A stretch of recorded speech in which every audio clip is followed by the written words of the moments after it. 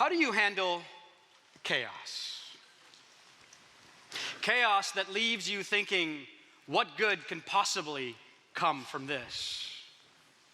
Several years ago, there was a wonderful family who lived in Canada who decided to go on vacation. They hadn't been able to go on vacation for a number of years since the birth of their children. And so they packed up the family and they went. The first 3 days were fantastic, full of sunshine and beaches and fresh air, and they had a great time.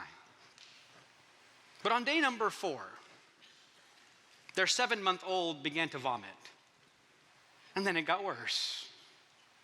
And then it got more worse.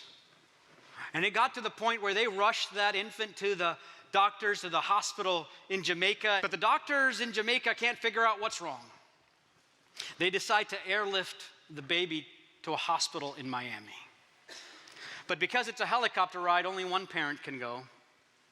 And so mom gets on the helicopter for that ride to Miami. Life is turned upside down. Stress, distress, emotional heartache as you watch your little baby slowly waste away. And you wonder, God, where are you? Where are you in the chaos? Where are you in this mess? Where are you? And nothing seems to make sense. And what good can come of this? God reigns over the chaos of our relationships.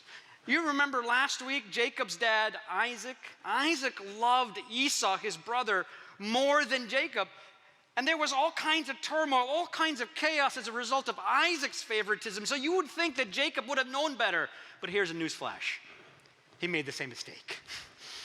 He made the same mistake, and favoritism ran rampant in that household as Jacob loved Joseph. First, can I just say to parents, we must beware of the folly of favoritism.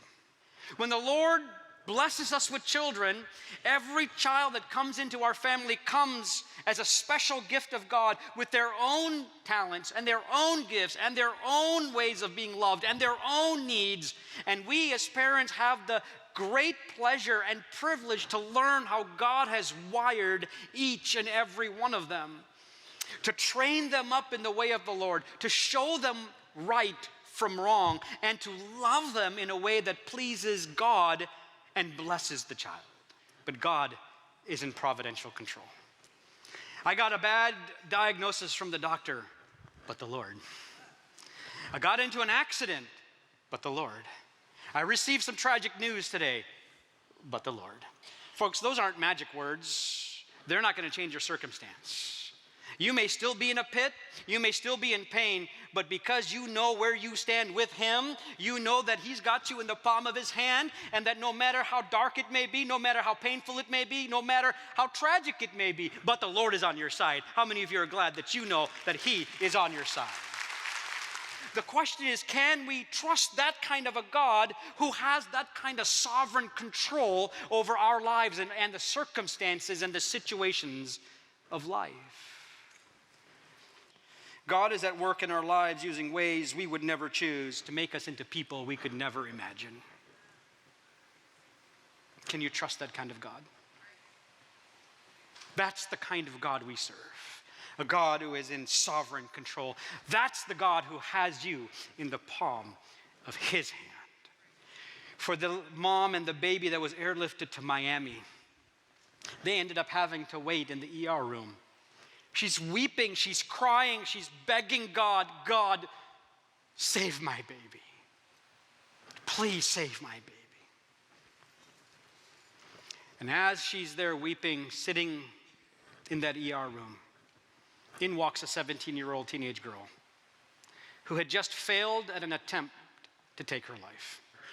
But prompted by the Spirit of God, she strikes up a conversation. And in that conversation, they come around to the love of God. And that 17-year-old teenager says, I don't believe in God. I don't believe that God loves us. And they continue the conversation. And the love of God keeps coming up over and over and over again. To make a long story short, that mom sitting there with her baby dying in her arms is able to lead this 17-year-old teenager to Christ.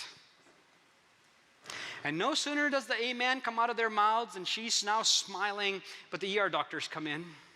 They rush her into the examination room. They take a good look at her, do some x-rays, and they come to find out that one of her intestines is folded, his intestines is folded on top of the other, and so is another one.